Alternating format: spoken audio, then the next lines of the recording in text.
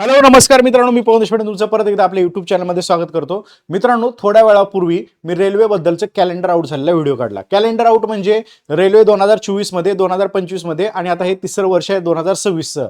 प्रत्येक वर्षी जाहिरातीचं कॅलेंडर काढतंय.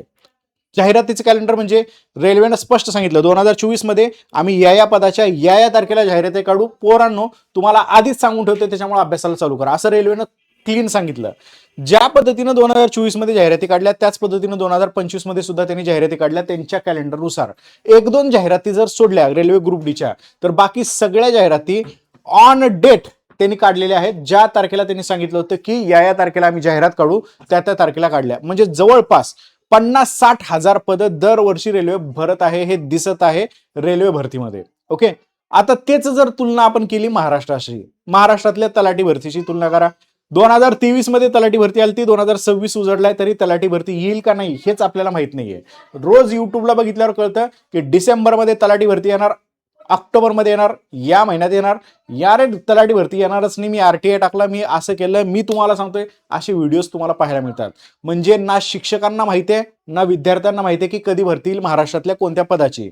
पण रेल्वेनं डायरेक्टली सगळ्याच गोष्टी क्लिअर केल्यात. 2026चं देखील कॅलेंडर चालू आहे. म्हणून मी महाराष्ट्रातल्या पोरांना सांगत आहे की तुम्ही सरळ सेवेचा MPSCचा अभ्यास करत असताना थोडासा वेगळा, थोडा म्हणजे जास्त वेगळा नाहीये, थोडासा वेगळा अभ्यास रेल्वेचा करा, जेणेकरून तुम्हाला एक फिक्स शेड्यूलनुसार एखादी फिक्स नोकरी सुद्धा भेटू शकते. ओके, आपला रेल्वे भरतीचा थोडासा ओपनिंग झालेला आहे. 3-4 रिझल्ट आपले रेल्वे भरतीचे मागच्या ह्याच्यात आलेले आहेत.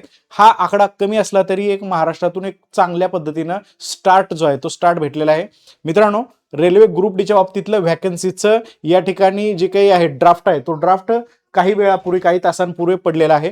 या ड्राफ्टनुसार रेल्वे ग्रुप डीच्या व्हॅकन्सी बद्दल सुद्धा रेल्वेने डिक्लेअर केलेलं आहे. ओके, याबद्दलच आपल्याला आजच्या सेशनमध्ये थोडक्यात माहिती घ्यायचं आहे. ती माहिती मी तुम्हाला शेअर करताय. ओके, ड्राफ्ट काय, व्हॅकन्सी काय, हे सगळं सांगतो. रेल्वे ग्रुप डीच्या बाबतीमध्ये हा वाद अजून असेलच बरं का, म्हणजे 10वीवर आहे का ITI वर आहे हा वाद, पण याच्याबद्दल क्लिअरिटी नाहीये. ओके, तर बघूयात पुढे रेल्वेनं काही जर सुधारणा केल्या तर सांगेलच. ओके, मग हा ड्राफ्ट काय नेमका, या ड्राफ्ट बद्दलचं तुम्हाला शॉर्टकटमध्ये माहिती मी इथं सांगत आहे.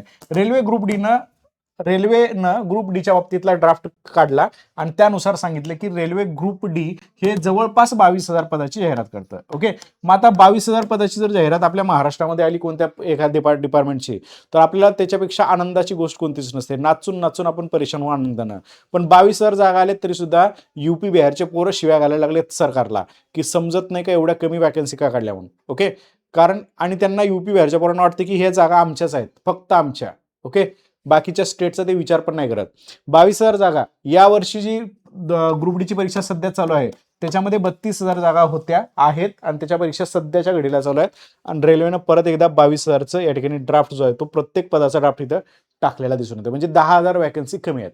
ओके, तर मित्रांनो, हा व्हिडिओ जो आहे, हा व्हिडिओ फक्त तुम्हाला एवढं गोष्ट कळण्यासाठी की जर तुम्हाला पहिलेच सगळ्या परीक्षा कधी होणार आहेत, किती पदाच्या होणार आहेत, कशा परीक्षा होणार आहेत, ह्या सगळ्या माहीत असतील तर तुम्ही आणखीन चांगला अभ्यास करू शकता. ओके, तर चांगल्या पद्धतीने अभ्यास करण्यासाठी रेल्वेचा सुद्धा सगळ्या महाराष्ट्रातल्या मराठी पोरांनी विचार करायला हरकत नाही.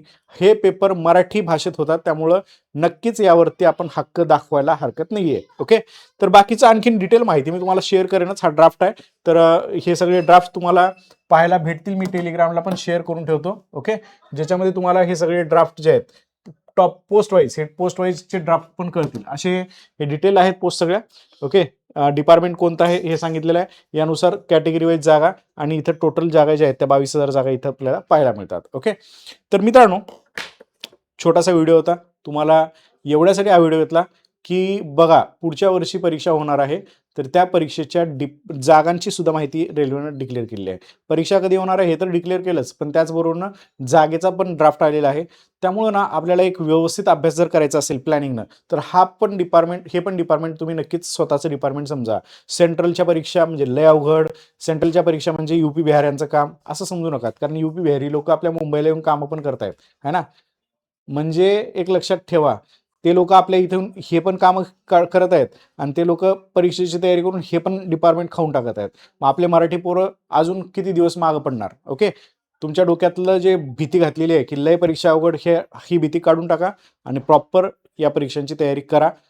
जसं काही इन्फॉर्मेशन येतील तसं मी रेग्युलरली इन्फॉर्मेशन तुम्हाला शेअर करत राहणारच आहे. ओके, तर भेटूयात नेक्स्ट व्हिडिओमध्ये. तब तक के लिए thank you, take care, bye bye.